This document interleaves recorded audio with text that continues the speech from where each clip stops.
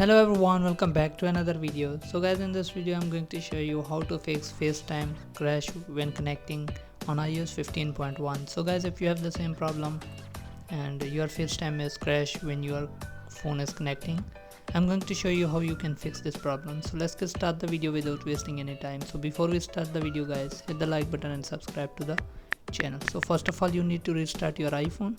Then the second step is go to your setting, click on general, click on iPhone storage. Now guys, find the FaceTime app here, then click on it, then click on offload the app and wait for a few seconds. Then you will get the reinstall app option. Click on it and your app will be reinstalled on your iPhone. So as you can see, just wait for a few seconds.